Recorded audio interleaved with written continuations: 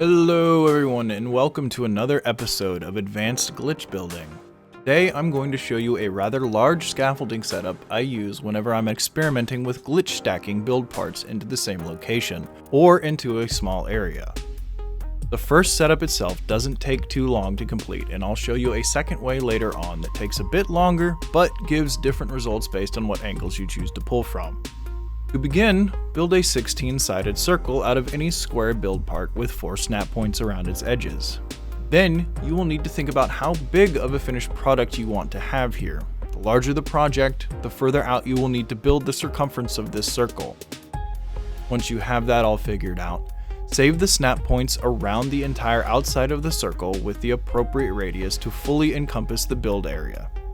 Then, use either short walls or raised pavings to build straight up in an odd number of sections at the end of your circle. You do this in an odd number because having an exact center point in 3 dimensions once the scaffolding is done is very important. I chose the number 7 here for, luck. Keep in mind that the sharper the angle of pulls you wish to have during the glitch stacking is directly correlated to how high and low you build at this stage above and below what is going to end up being your central point.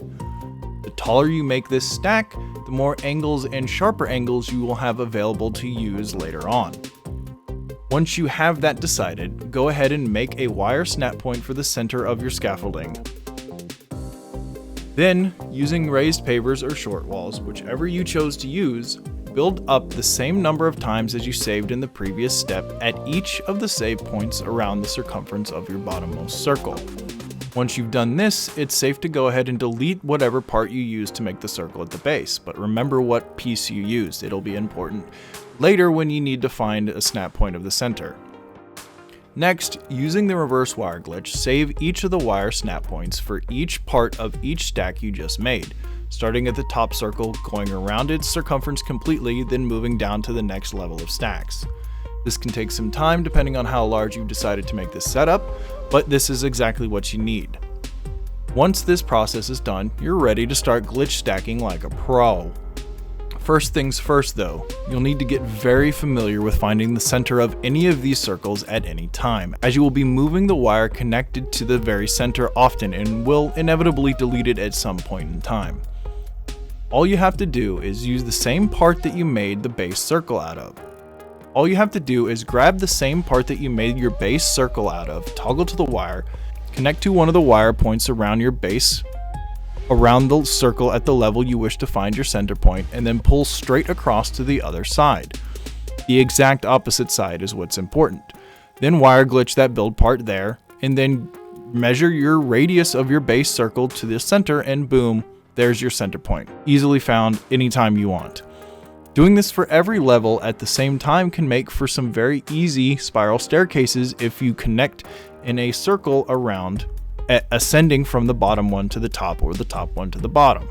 Now, the next step is entirely up to you, but I suggest going full ham into some R&D. You can pull from the outside points to the center from its level to glitch things perfectly inside of each other at different angles, or pull from different levels to change the angles in the same snap point. Keep in mind that the direction that you pull from can change the result of the item's placement depending on many different factors, such as the orientation of your center point, pulling from exactly 90 and 180 degree angles, and the angle that you are looking at the center point when you're pulling towards it. I have found that in many situations it can be most beneficial to simply take the time to move the wire itself to the exact angle you want first, then wire glitch what item you want in the center point, then move the wire to the next one that you want. This is the only way I've found to guarantee that the placement you want will be exactly how you want it without interference. When doing this, always pull from the outside circles to the center point to prevent unwanted twisting when pulling above or below the center. Now, you can already do some pretty amazing things with this setup. But what really makes this versatile is when you change the orientation of the wire at your center. This allows for exponential potential on the outcome of the angle of build parts pulled from the outside to the center. One of my personal favorites is making vertical pillars with different build parts simply by rotating the center point to 90 degrees on its side, then shifting the angled or pull wire around that level circle and placing a part at each iteration. Here I'm using short walls to make a great pillar you can build off of in many, many different ways. Another fantastic application of this setup is creating intricate designs to either use for building parts directly or as another wire point to pull to from any of the many available angles. One example of this is using the triangle parts to get small semicircles by pulling from an outside point and glitching it in the center, then reverse wire glitching from a point outside the side of the triangle, pulling it to the previous point, and snapping a new triangle into that point and repeating the process. You can get completed and perfect 12-sided circles all interwoven with each other with this method.